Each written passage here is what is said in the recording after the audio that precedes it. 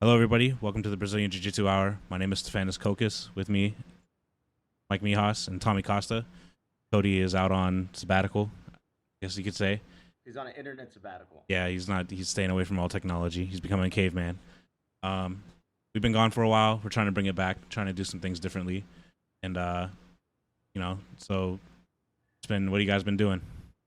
I'm in Louisiana, so I am 1 hour behind you guys.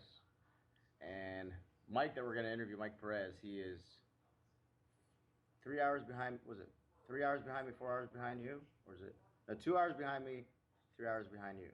Yeah, but now you were overseas also, and you got some training in abroad, didn't you recently, Yes. Mike? I was in Greece last week for my sister's wedding, and I stopped at a couple gyms there and trained. And funny story, I went to this one gym that it it was kind of a wrestling slash jujitsu gym slash Russian mobster hangout place, I think. And I went in there, and he had a couple pictures of him and his purple belt. I didn't see any gis there, but he had something. He showed it to me. He said IBJJF that he was like recognized, or either he was recognized he was a purple belt, or he the broken English trying to explain to me something about IBJJF and something about his purple belt, like, or he was legit with something. So we rolled a little bit, and I had him in my guard, and he picked me up and he slammed me right on my back from in guard. Just Dang. just picked about maybe 2 feet in the air, slammed me right on my back. So I let go. It kind of hurt, and then 2 minutes later he does it again. So after that, I just leg locked him a bunch of times and left. But I still feel it. So How you do it? more of the story is don't go to gyms out of the country where you guys don't have a proper communication, because You were in a Russian gym in Greece. yeah, they were definitely Russian. I know they were Russian from the way they were talking. I could tell from the way they were talking. I've heard other Russian people talk, and they had that Gonna be a hit out on us now. Thanks, Mike. like that. And I also stopped by the spot where Pedro Sauer gut punched Hoodlum. the hoodlum. So Was he there? no, he wasn't there, but I found the exact spot. I looked at the video, and it was the same exact spot. Wow, that's awesome. It was pretty cool. It's called Monistiraki. It's a big shopping area right below the Acropolis, and it's just thousands and thousands of stores. And there's a lot of like pickpocketers there. There's a lot of like a lot of different. There's a big culture clash there. People from all over the world are there, and some people are just like hanging out there begging for money. Some people are up to some shady things. So, but it's an interesting area. It's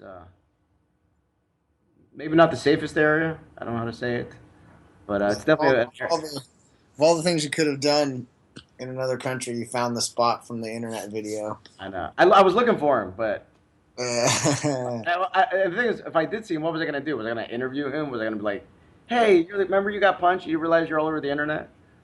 So, but He so probably what would have would you stabbed say you. about the what would you say about the state of martial arts grappling in general and abroad in your experience? Is there a level, like, what is it? oh, How it's are their really styles different? there are some really good gyms. There are some really good gyms. There's a Gracie Baja. There's an Atos gym in Athens. There's a Henzo Gracie. There's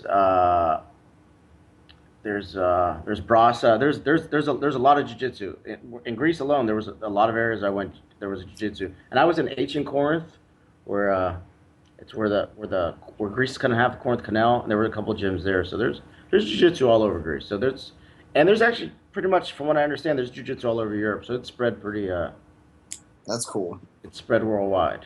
So what you been up to, Tommy? I've just been training a lot, and actually just got back from a an outdoorsy type trip here. We were fishing, so I saw that. trip. But it actually was great to take a break from training, like, and doing pretty much nothing jujitsu related for like 9 days, and getting back on the mat. Everything just feels so like more instinctual instead of like really overthinking what you're doing. And I love that little boost you get from taking a break, where you really do get to just take time away from the mat to not even really focus on anything jiu-jitsu related. I think it's really important. So Yeah, that's pretty cool. feeling good. Yeah, we got some new students, and our kids program is like awesome. Super pumped with the kids. But So, tell you got a new student from Brazil, correct?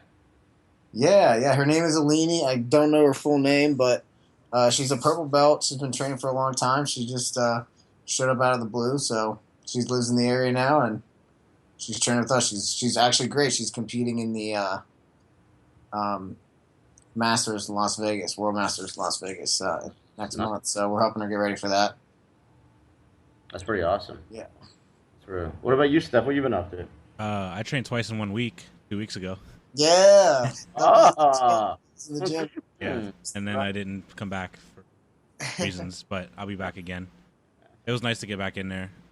Yeah, man. Great. Alex Wallace is a monster. I mean, that's all I've been doing, just traveling around, trying to figure some stuff out. My guys are hungry to do a stream. They're like, when are we streaming again? Next competition. Like, Well, I think we're gonna do Dustin's. Okay, I gotta talk. I gotta talk to Dustin I about gotta that. talk to Dustin in September. The one in Cleveland, right? Oh no, I think that one's in. I don't know. Where's it at? Isn't it the 8-girl super fight? I thought it was in Cincinnati. That one's in Cincinnati. Cincinnati Yeah. or Columbus, one of them. But my Yeah. guys are down. The Cleveland one I can make for sure. The other ones I don't know if I'll be September. I'll be back, but October I should be able to do Cleveland. We do Cincinnati. Like, there's a new bar that's opening up this Friday. We'll do after, but a You're more interested in the bar part. little bit maybe. I don't know. You're young. I always like good jiu-jitsu. Speaking of which, I think we'll talk about it after we bring Mike on. But the Eddie Bravo Invitational happened. And, Yes. I went to, I'm in Louisiana, so I've been training at the UFC gym with Josh Mancuso and his crew, and he had a pool party yesterday. It was a pool party / EBI party. It was pretty cool. I think EBI is definitely in the forefront the of top tier production. of pay-per-view grappling. It was pretty awesome. Eddie Cummings won all 4 of his matches by leg lock, and he won $20,000 in 10 minutes, in like some 10 minutes and 30 seconds. He tapped Meow with a leg lock. He tapped. No, he actually Meow lost in the Oh wow. in the quarterfinals to Soto. But the thing is, the other side of the bracket, some people were complaining because this is the first time people were actually playing the time system, where if you escape, whoever has the quickest escapes, it came down to that. So a lot of people were like, today on the internet, a lot of people were complaining that that people were playing the game, but that's what unless you have pure submission only. That's why there's rules, and people will play what the rules are and win, and that's what he did. But it didn't matter. Gs? Eddie Cummings tapped everyone out and made 20 Gs in 10.5 minutes, that's sick. Yeah, like 20. You're playing for money. Use the rules as your advantage, whatever you can. Yeah, Unless you can just like forego the rules and you're good enough to get rid of everybody, like Eddie did. Yeah, that's ridiculous. I mean, $20,000. You don't hear that in our sport. I know Tim Spree just made 10,000 at 5 grappling. That was amazing, and now 20,000. So wait, they do the rolling bonus thing, right? Where if they win, they get more money, and then every fight they win going on, they get an extra chunk of money, or is it only with submissions? I think it was a pot. I think you have to win the event, and then you have to tap everyone out too. I believe to get to 20,000. I gotcha. I might be wrong. I think that's. I wasn't sure if you stalled your way to a victory. I think if you stalled your way to the event, you don't make that much money. You don't. Yeah. If you went on a stall, I'm sure there's something, but it can't be that much. But that's pretty sweet. $20,000 for 10.5 minutes of work. That's Pretty good. That's Yeah, for grappling, that's pretty awesome. That's pro shit right there. That's pretty awesome. How did Gio do? I know that he was. Gio lost to Soto in the quarterfinals. It was a little controversial because they're saying that he was playing the clock. Timer scam. Yeah, it was just playing, and that's the thing though. If you can escape quick, and you hold your other guy, you're pretty much almost guaranteed to win. Yeah. You need I think it's 3 rounds of the over, or it's 3 rounds of the overtime. I can't remember. It was getting so late last night I was actually falling asleep, but it's something like that. So if you can hold your guy and you escape quick, you can ride it out and win it. So it's not the funnest thing to see because everybody wants to see submissions, but it is what it is. Yeah. All right. Well, we're gonna bring up ADCC people. We want to bring in Mike. Let's do it. All right. Few buttons here.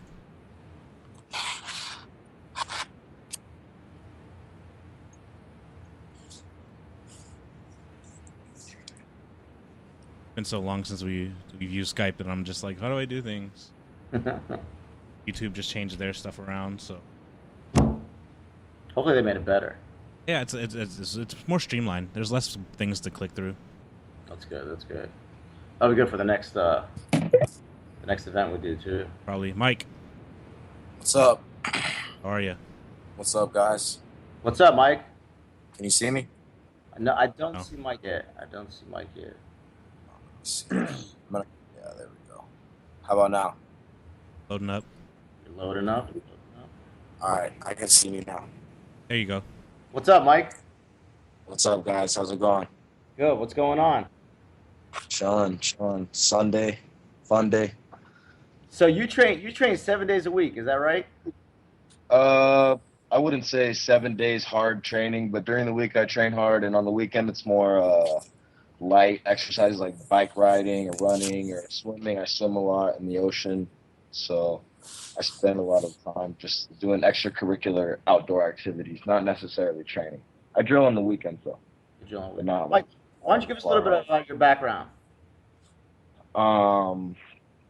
As far as what goes, Like how'd you get into jiu-jitsu? Like, let's start from there. I got into jiu-jitsu just in my 11th grade. Just basically wanted to get into a sport. It was either going to be soccer, wrestling, or jiu-jitsu. And I went to this gym and I started training jiu-jitsu, fell in love with it, and then just kept leveling up, and then here I am today. You know, started in Texas, Katy, Texas. At a gym called Westside MMA. It was under this guy named Paul Thomas. Also working with this guy named Brandon Mullins, who's a Draculino black belt. He's a no-gi black belt world champ, American guy. Real sick. I started with him, and then basically after I graduated high school, I moved to San Diego. I trained under Rodrigo Maderos and Clark Gracie, Joel Tudor for like a year. And then after that, I moved to Lloyd Irvin School in Maryland for almost 2 years, and then I moved to Atos after that, and now I've been here for 3 years now. You've been here for 3 years. Yep. So how did you get involved in the whole Abu Dhabi thing? What was it? Was it planned for you to go down? Was it something you had on your radar? Did you train for it? Was it? Back in 2013, back in ADCC 2013, I was a part of the camp getting all the guys leaving from Atos to go to China. And I started training really hard with the guys, helping them prepare. And I really like the Abu Dhabi tournament style. I like how it's for big cash prize too. I like it's the best of the best, the elite. You know, it's like the Olympics. You know, and you got to shoot for the stars. You know, I don't want to be mediocre. I want to be the best. So ADCC is the tournament to be. You know. So 2013, I fell in love with that style. I told myself I wanted to be at the 2015 ADCC. So I started training no-gi pretty religiously throughout the year. Even in gi season, I was always doing no-gi. I was the guy training on the no-gi classes while everyone's training in the gi. You know, I just always felt like I had to be prepared for the moment that I had to qualify for the ADCC, which happened in May. And I went to that qualifier. I went to the Coconut Creek trials, and I won that. And so now I'm going to Abu Dhabi, or going to Brazil, going to ADCC. Everyone's always confused with that. ADCC, not necessarily in Abu Dhabi. It's always in the beginning it was in Abu Dhabi, but now it's at various locations around Brazil. Mike, when do you leave for Brazil? I leave on the 22nd, I believe. So how many days will you be there before? So you have how many days to adjust? What is it like? I think like 7 days. That's not bad. Yeah, I think it'll be. It's only 2 hours ahead, I think. Pretty sure. Who's traveling with you? I'm leaving with my teammates JT Torres, Keenan Cornelius, Jimmy Frederick, and my professor Andre Gaval. Okay, this for you. Now I saw that Keenan is in your weight class. Did they give you something? Yes. Did they keep you guys separated as far as you can in the bracket? Do you know anything about that, or is it? I'm not really sure how it's gonna go. They usually they put all the teammates on the same side of the bracket, so I could face Keenan first match, second match, or third match. you know, because there's only 4 matches, so it could be either of those. But yeah, it's all good. We're teammates. We've been training together for a long time. It's just another day at the office. We're both professional. We're still friends. He's one of my best homies. Known him for years. It's just a tournament, you know. It's not that big of a deal. But when it's time, you're gonna put it on the line regardless. It's Of course, and I expect him to do as well. I expect him to do the same thing. I wouldn't expect anything less. From any of my teammates, especially a tournament as prestigious as the ADCC, maybe something small like nationals or like a local IBJJF tournament, something like that. Yeah, you can close out, but when big money's on the line, it's an understanding that we're gonna, sure, may the best man win, you know. And that's That's how wrestling. 88 kilos, right? Yeah, 88. And if those of you guys who haven't been keeping up on it, man, this division is stacked. I mean, it's like crazy. It's crazy. There's Yeah.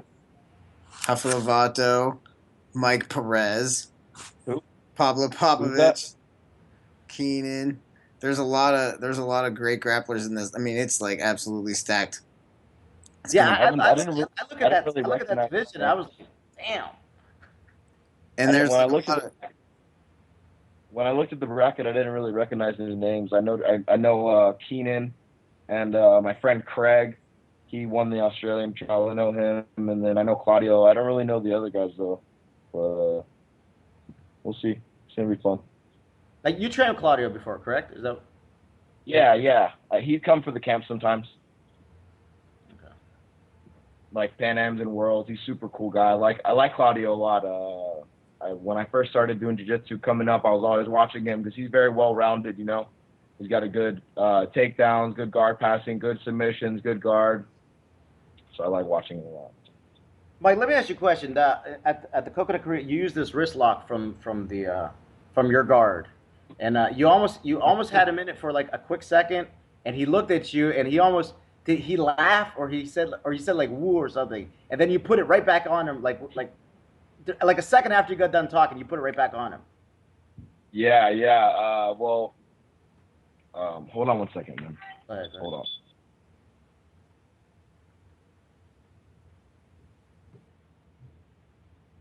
short intermission. This guy's got chicks coming to the house. He's got to keep them out. If someone laughed at my submission, I'd probably throw him back and do it too, though. Sorry about that. All right. So we're talking about the wrist lock on Jason High? Yeah, you had it on him, and he mumbled something, and you put it right back on. Oh, yeah, that's like my strategy. I do like a bunch of half-ass wrist locks to where they get comfortable grabbing my wrist. You know what I mean? They're like, oh, it's not going to work. I'll keep grabbing it. And then when they finally get too comfortable, I snap it on tight. Jason was like, oh, that's cute, basically. That was that kind of laughing at it. Like, oh, that's cute. It's not going to happen to me.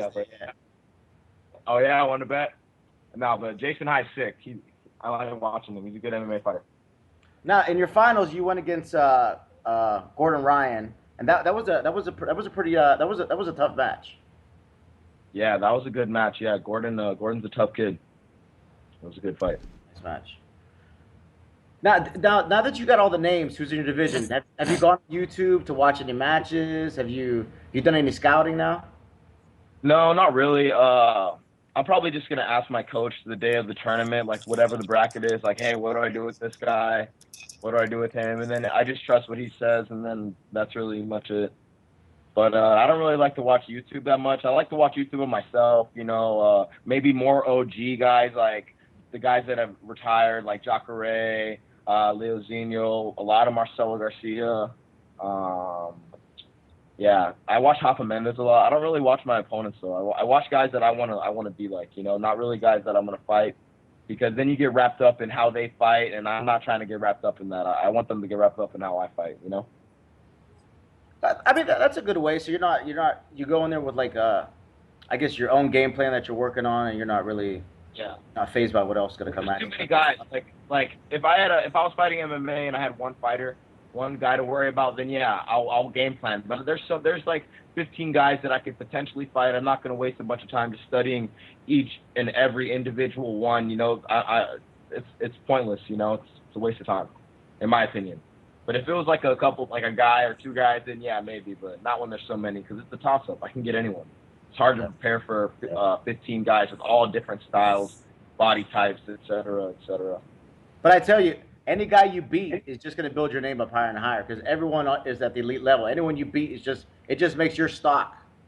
It'll just keep climbing. Like another bear pelt on my cabin floor, another lion skin on my wall, another deer head on my mantle. Yeah. That's the way it's like a hunter, big game hunter. Big game hunter. That'd be nice. Yeah. Man, I hope you pull off one of those wrist locks. That would be that'd be sweet to see. That'd be nice to see. Yeah, yeah, I like them. I train them a lot. It's hard to do it in my academy because everyone knows about it. So it's like, you know, I always do them in the tournament. So I like them because people aren't prepared for it. They go like T-Rex arm. I don't want to. So speaking of preparing for your tournaments, what are your camps like? What are you doing right now to get ready for this the Abu Dhabis? Well, my professor brought in my wrestling coach Fred Levy from Jacksonville, Florida, to run the camp. He ran the camp in 2013, did an excellent job, made everyone medaled basically. Yeah, everyone medaled that trained with him, and he did such a good job. 2013, professor brought him back for 2015, and he's just doing a great job keeping everyone miserable and super sweaty on the mat. We're tired. You know, it's tough. It's a grind. He comes from a pretty serious wrestling background, so he tries to emulate that whole wrestling mat room feel. So it's a lot of like hard, intense takedowns, drilling hard. Like it's pretty hard, like cool down exercises. It's no joke.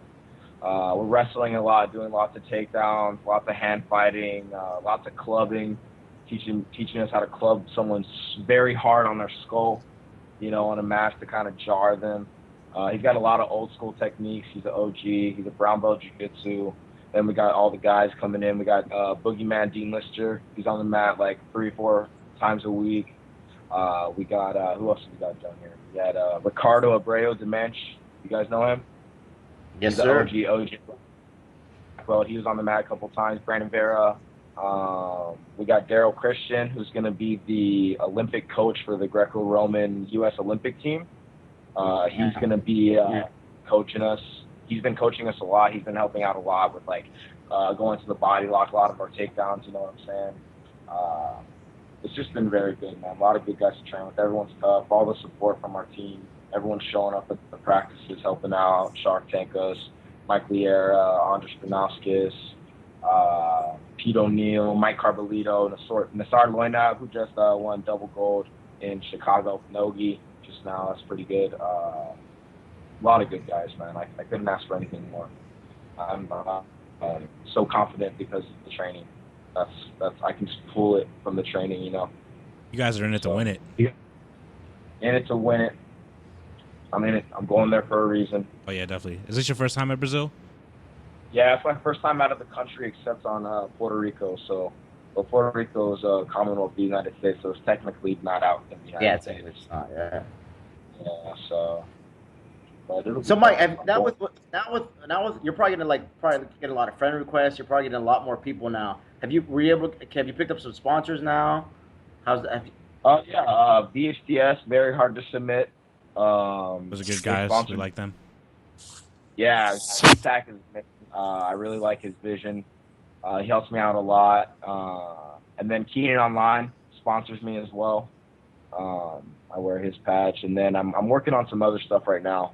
I'm being very picky, you know, picking and choosing, because it's not just about the company. I want to represent something, you know, that I like, you know, not just anything. So, but I got some stuff in the works. I'm waiting for after ADCC to really go out balls to the wall, trying to get sponsors, because I need some pull, you know. Well, after ADCC, I mean, once it gets on Budo videos and they stream it out, you're gonna blow up regardless. It's gonna be, you're gonna be everywhere. I mean, this is probably gonna be the biggest opportunity in your career right now. Definitely, this is something you capitalize and make a living out of this. That would be awesome. That would be. Did you watch CBI yesterday? I saw a couple fights. I was keeping up with it. One of my best homies, Jeff Villarreal, one-handed bandit, the guy who fought Joao Miao in the semifinals. Super tough. I was keeping up. Yeah, amazing. That guy's great. I didn't see the match, but I was keeping up with it. How did it go? Yeah, he had his first match. he was losing, and he got this slick knee bar. I'm pretty sure it was a knee bar. It was pretty awesome. Yeah. Yeah, he's legit. He's tough. Yeah, I've never seen him. I've never seen him compete. I've heard of him, but I've never seen him compete before. So it was pretty just to see him pull off that submission. I was amazed. That's pretty awesome. He's a beast. He's a beast. Eddie Cummings won it. Yeah.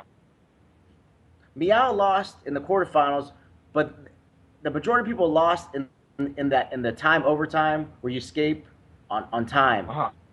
But on the other side, Eddie Cummings won it all by he heel hooked everybody. He won the whole thing in 10.5 minutes. He won $20,000. Dang, Eddie Cummings is good. He hooked everybody at trials, right? At the ADCC trials. Yeah, at the one you were at. At the one you were at. Yeah, I know you're talking about. He's a beast. And well, what about with Jeff and Joao though? What happened in that match? Jeff and Joao, I think Joao beat him on points at the end. He escaped quicker. Okay, the overtime. That's why I think. Yeah, so.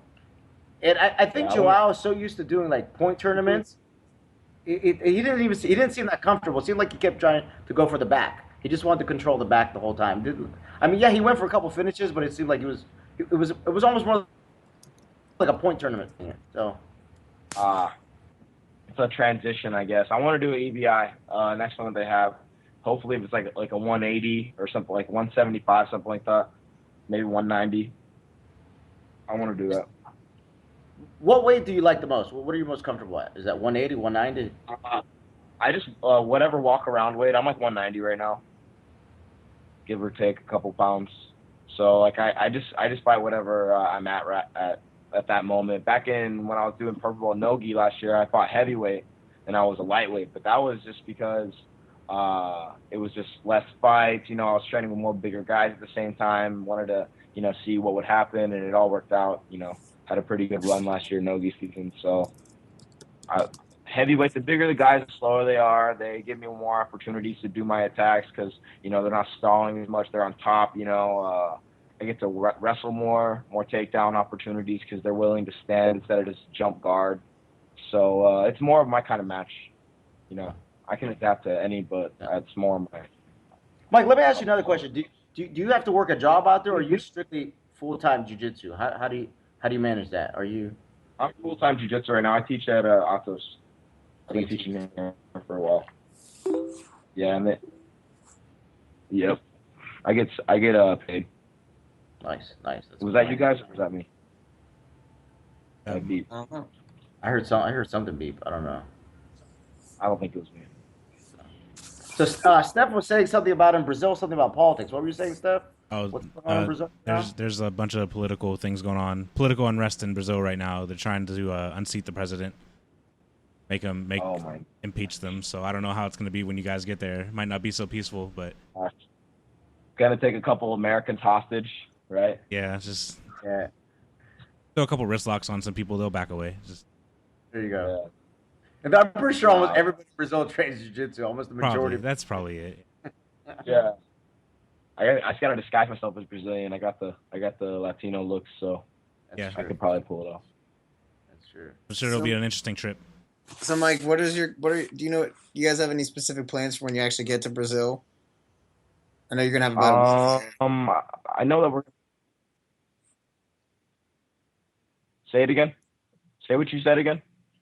Do you have any like plans? Like, what are you guys doing when you get to Brazil? Like, we lost him. Oh, we're just gonna once we touch down, we're gonna just head to our hotel, probably, and just start training at the gym that professor has lined up for us. Relax.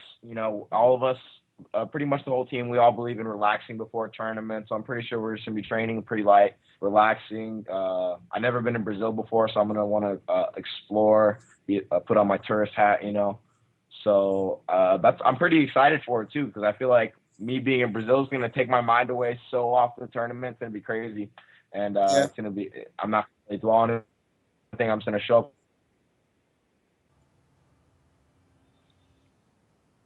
I think he froze up a second. Did we lose you? He's still there. Froze up. Dude, I don't know if I was going to Brazil, it'd be hard to focus on training. I know that. Bring him back. Yeah. He's coming back. Yeah, in Brazil, I mean, nice weather, beaches. I mean, I was in Greece and it was. I trained a few times. It was tough, but over there, woo. Hold on, you lost. Train while you're in the tropical location sometimes too. Yeah, Find yourself spending too much time in the sun. yeah. Got you back. Yeah, I got me back. My bad. Oh, good. Technical difficulties. So, Mike, you're gonna be in Brazil. Are you gonna hit the beaches? Are you gonna go out maybe just once, just to just to check out the nighttime, or is it strictly business at night too? You're just gonna relax. It's strictly business. I'm not going to be going out at all until after the tournament. Maybe I might, get a beer or something. But Have you seen the girls at the beaches in Brazil? No, Have you seen what they wear? Have you seen what they wear? It's almost like dental floss. It's gonna. I mean, Oh man, I'm sure my girlfriend would love that. She's gonna love that you just said that. all right, he's not going anymore. I know, right? Hey guys, sorry, Sheiks, I cannot come to ADCC. I just ruined it. I'm not gonna be going to. I don't think there's any beaches in Sao Paulo. I think it's pretty far. It's like a city. It's like a city. I heard it's like 3 times the size of New York. Apollo's. From the map, it looks pretty big.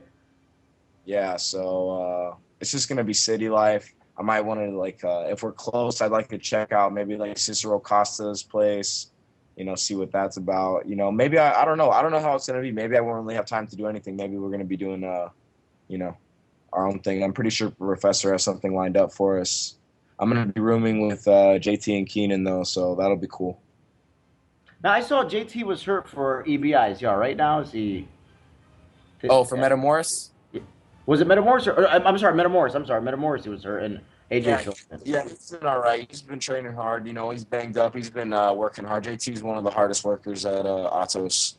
He goes the extra mile, and the body can only take so much after a while, so he's got to take time off, rest, recover for the big show on hand. You know what I mean? This is like the number one priority, ADCC. Yeah, this is basically the World Cup of Jiu-Jitsu. That's what this is. This is the World Cup. This is where you just bring it all and just let it all hang out. You just. Mm-hmm. It's the big show. I'm excited. Let me ask you a question, Mike. So, say you're in a match, and it's I don't know if how far will you let a submission go? Since this is the biggest stage. Like if you're caught in something, will you let it go to try to escape? Are you willing to sacrifice that much?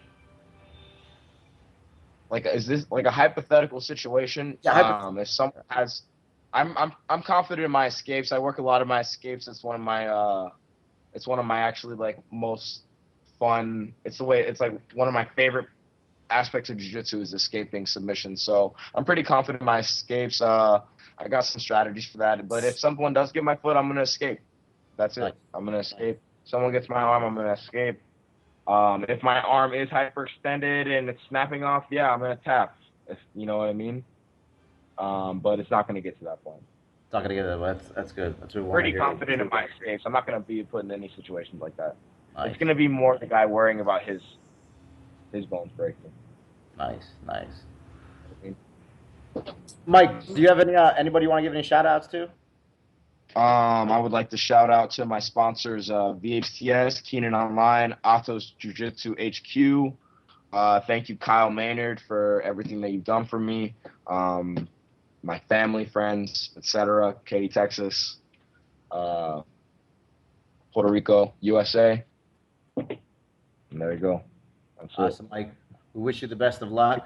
We hope you come Thanks, back with that big gold. And are you going to do the absolute too? Yeah, of course. I'm coming back with 80 G's, 80 racks, homie. Nice. I love it.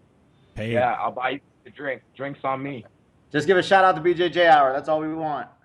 BJJ Hour, the best podcast. You're always welcome here, man. Yeah. Right, cool, guys. Come back. We want you to come back on and tell us how the whole thing went. We want to hear everything. Okay. Tune in and support your boy Mike Perez, ADCC champ, 88 kilograms. That'll be live streamed by Buddha Videos. So have a good night, Mike. Thanks for coming on. All right, you too, guys. Peace. Thanks, Mike. Good luck. Wish you the best. Thanks, guys. All right, homie. Peace. That was cool. That was awesome. That's great. Man, I wish I was going to Brazil. When I just got back from Greece. So Yeah, me too. We should go, guys. We should set up do our next podcast. We'll do a rogue podcast, the stream of it. We'll Periscope it. By the way, Mike, did you get Periscope yet? I did it on my phone and I took it off because my phone started going crazy, and I'm gonna put it on because I'm gonna visit some gyms out here, and I'm gonna Periscope it up so we can get some live stuff. Yeah. Talk to the owner first so we don't get yelled at. But yeah, definitely be like, yo, can I like live stream some stuff, just like gym walkthrough, talk to you and stuff. Well, like that. I'll talk to Josh Mancuso out here in Louisiana. Maybe if I could do a couple of his classes or something. So. All right. We need to do some internet homework and like find some. We need to expose another black belt so we can get viral, another fake black belt. So we got to find somewhere, somehow. There's got to be some other fraud out there teaching. There's someone out there. There's probably a white belt that has an extra stripe that he shouldn't have. Probably me. We'll get you. I think a stripe should be taken away from mine. I found. Go ahead, up. I was gonna say something I wanted to bring up too, which I wanted to get Mike's opinion on it. Was this the 16-year-old kid that's running the jiu-jitsu school? I heard. I don't mind. 16-year-old is doing that if he's whatever. It's a business. You're trying to make money. But I heard that there's like black belts like right by him that teach. And I just think that if you have legit black belts that are close to you, that's where you need to go train at. Yeah. Yeah. I mean, it just seems like it's unnecessary. If there's a black belt down the street, who am I going to go train with? The blue belt or the black belt? No, maybe the kid can teach kids. Unless the black belt's not legit, And if there's a legit black belt, I don't know. And from what I hear, there's multiple black belts around him. So. Yeah, and actually, the thing that I have the biggest issue with, not really necessarily him teaching jiu-jitsu, but like having to be the leader and be able to like handle certain situations. I mean, like I've been running a school for only 5 years, and only now have I starting to see things and like stop things when they start to get a little too heated, or be able to get two people that maybe don't get along, or see training partners that aren't enjoying themselves, or get making sure that. But that comes with age. A 60-year-old doesn't have what you're talking about. You don't have that life experience. It's a struggle. I'm sure he's a tough blue belt, but he doesn't have the life experience to like. Jiu-jitsu needs a little more of an adult person, maybe an 18-year-old, but even an 18, 19. There's an 18-year-old still has a little more experience than a 16-year-old. Just a little older, just a little more life experience. It's just, I don't know. It's if you want to teach a 25-year-old, a 30-year-old, you need a little bit older person in the gym.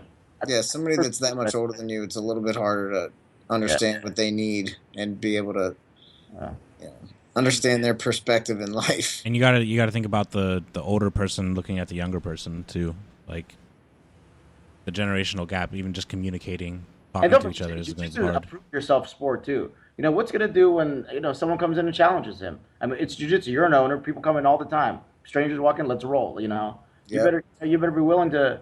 If you got a gym, you got to be willing to represent your gym and roll. And you better not be getting smashed. That's all I know. Yeah, for sure. You better not be getting smashed, because that black belt's down the street, and I don't think he's getting smashed when strangers walk in. But whatever. I hope his gym does great. And maybe we'll get him on here one day. We'll talk to him about it. We should get him on here one day and talk to him about it. So I'm sure he's gotten a lot of flack for it. So I'd like to hear from him. See what he's got to say about it. We'll get him on here. Send him a message. Be like, put him on the hot seat. We'll put him on the BJJ Hour hot seat. Yeah, listeners, if you know him. Well, Emil interviewed him, so we could probably ask Emil. So, by the way, we might start bringing Emil on a few times. I talked to Emil. I told him we'll start doing some podcasts with him. He's got some.